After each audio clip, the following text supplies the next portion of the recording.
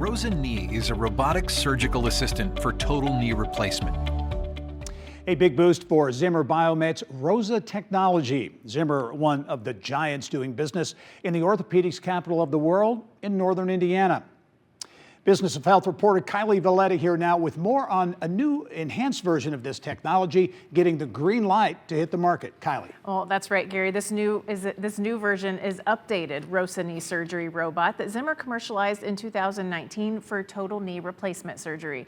And this new FDA clearance is for the Rosa knee with optimized robot, also for total knees.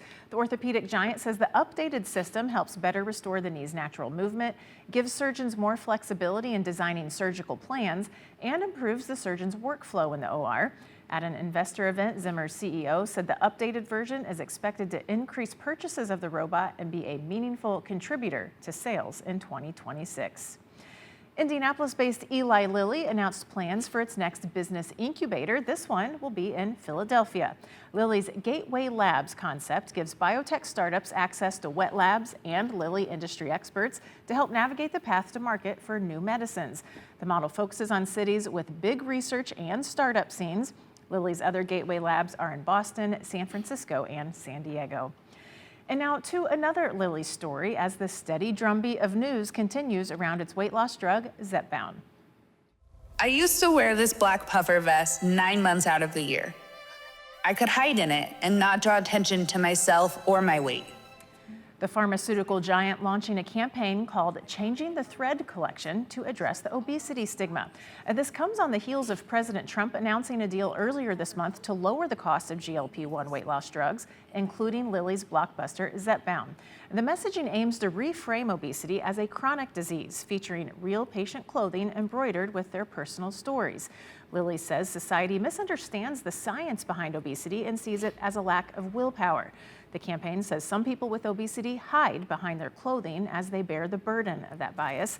Lilly says reducing the obesity stigma could help people be more open to talking to their doctor about potential treatments. They may not be able to really even engage in a conversation and really bring it up to their providers because they have an internalized bias thinking, this is just my fault, I'm not worth it. Right. So, how devastating is that, right? When you are not able to really have the courage to really bring up the topic that you rightly deserve. So I think in order to make real improvements in people's health outcomes, right, we need to really deal with one of the biggest challenges that remains in obesity care, which is the weight bias and stigma. The presence of Lilly's weight loss drugs expected to only grow. The company plans to submit its highly anticipated weight loss drug that comes in pill form instead of injection to the FDA for approval by the end of this year.